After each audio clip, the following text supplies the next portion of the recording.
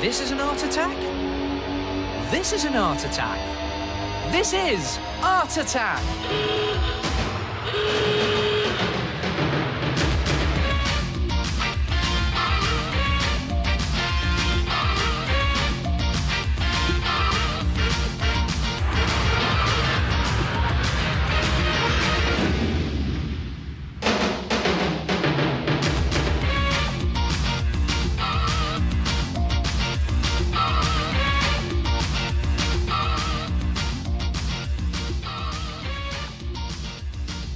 Don't worry, it's only me. Welcome to Art Attack. Hey, how'd you make your bedroom look like an Indiana Jones film set? Well, you don't need one of these. You don't need one of these, and you certainly don't need one of these. What you need is an ancient stone frieze. Come and have a look at this. Cut a rectangle of stiff card from a cardboard box. Now, this measures about 20 by 70 centimetres, but you can make it as big or as small as you like. Then decide what writing you're going to put onto your frieze. Now, you could put your initials, or you could put your full name, but I find most of those ancient stone friezes have dates on, especially in Roman numerals. So that's what I'm doing here. I'm just going to write 1993 in Roman numerals. You could put your birth date on, or even your telephone number.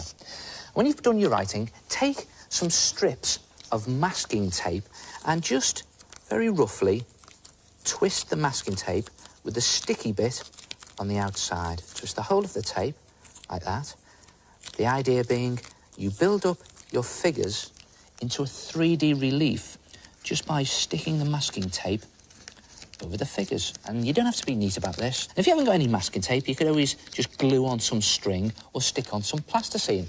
And when you've gone over the whole of the frieze, you will have something that looks like that. Look at that. And that is perfect because all the letters are now standing up from the board.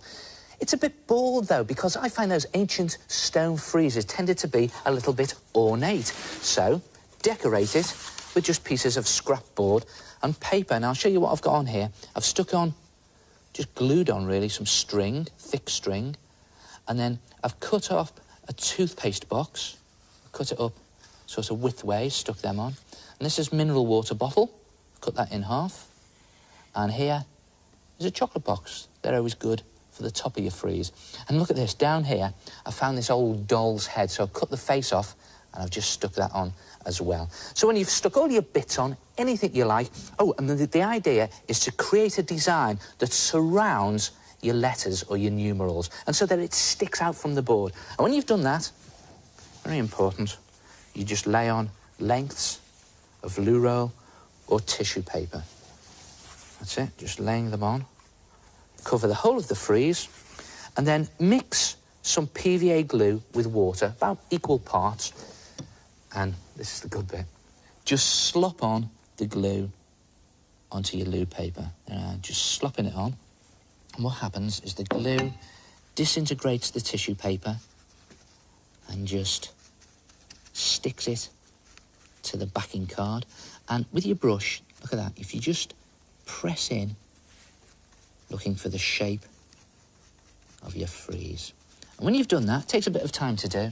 When you've done that, you'll have something that looks like this.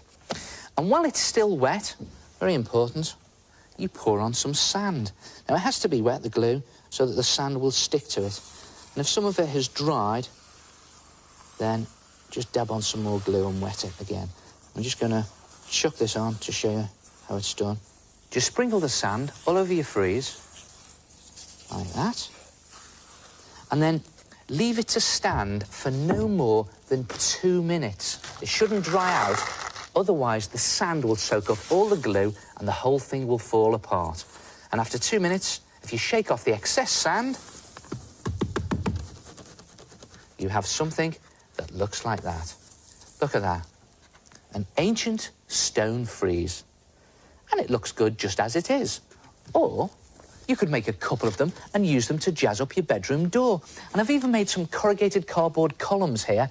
I've painted on some PVA glue on the cardboard, sprinkled it with sand, and even made some strips of card into decoration. And you just stick them up around your bedroom door and turn your room into an Indiana Jones bedroom of doom.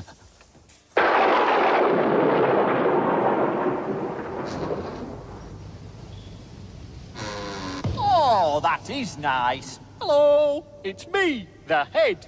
Stick object onto card, cover them with toilet roll, coat them with PVA glue, and finally with sand, and you can make your own ancient Roman frieze. Hey, I know another way to make an ancient Roman frieze. Pull off his toga.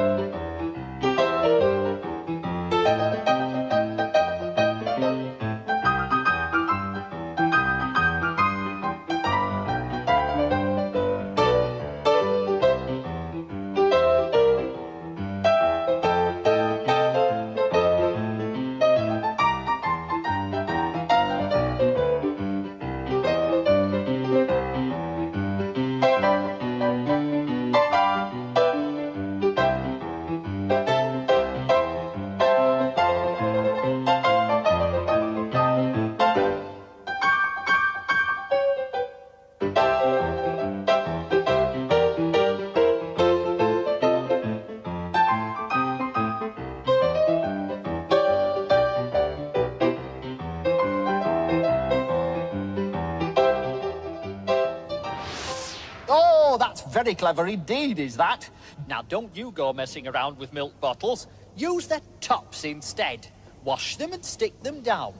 Hey, here's my milk bottle top masterpiece. It's called Milk Bottle.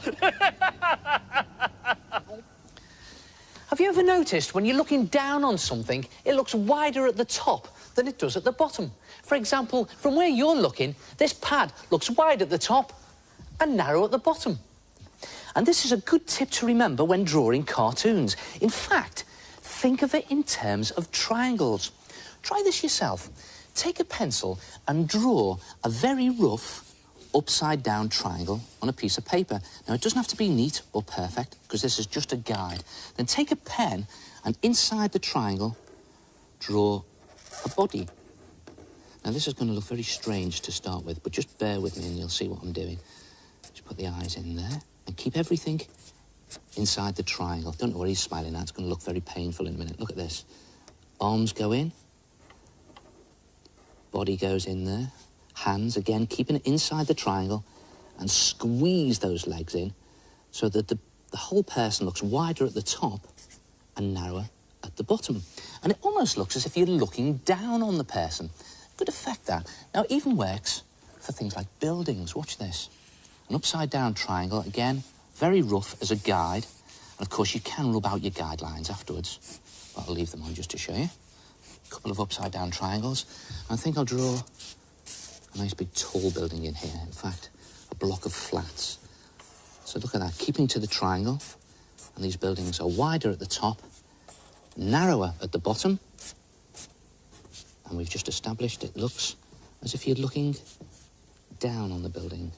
Again, I'm just putting the windows in. You notice I'm keeping to that triangular shape there. Just draw them in rough. I love doing cartoons like this. And it looks as if you're flying over the city there. Well, it also works the other way round with a right way up triangle. Again, a very rough guide triangle. And if you thought that person was weird, wait till you see this. I'm going to squeeze that head in the top there. There he is. And then just put the body in. And this is going to look very weird to start with. There it is, just put his arm in. And his hands. See the way his hands are looking bigger as they come towards you? And then get the legs in there, keeping them inside the triangle, but following the shape of the triangle. There he goes. And some feet at the bottom. And it sort of looks as if you're underneath the person looking up. It's a kind of Honey, I Shrunk the Artist. Try it yourself. Upside down triangles to look down on something, and right way up triangles to look up at something. Oh, that's a nice tip, is that? An upside-down triangle to look down on something, and a right-way-up triangle to look up at something. So, with a right-angled triangle, you must be able to see round corners.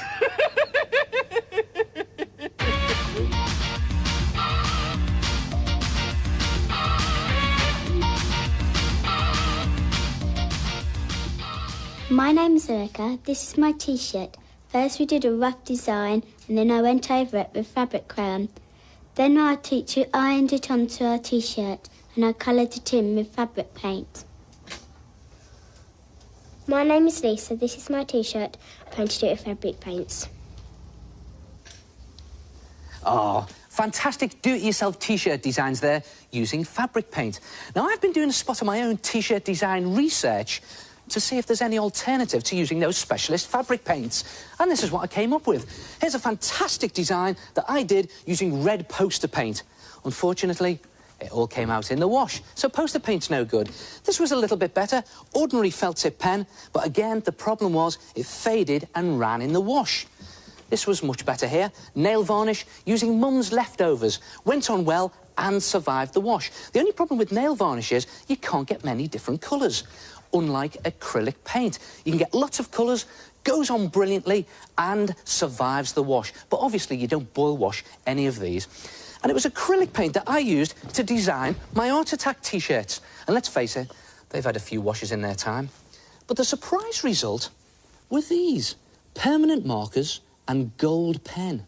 And if you stick some cardboard inside the T-shirt to stretch it before you do it, it's easier to actually draw onto the cotton.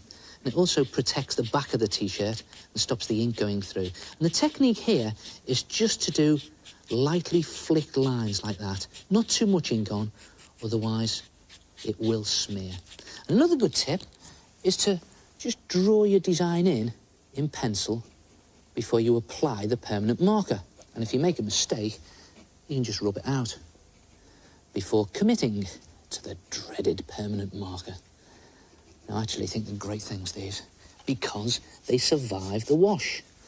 Now, obviously, I'll say it again, don't put it on too hot a wash. Nice, gentle wash. And you may find that your T-shirt will fade over time, but then it's just simply a case of going over the original lines with your pens again. And there it is. And just do a little fancy bit of a design up the top there. And that's it, finished. So there it is. Permanent markers and gold pen. Definitely get my thumbs up for jazzing up your old T-shirts. Try it yourself, and I'll see you next time. Ta-ra!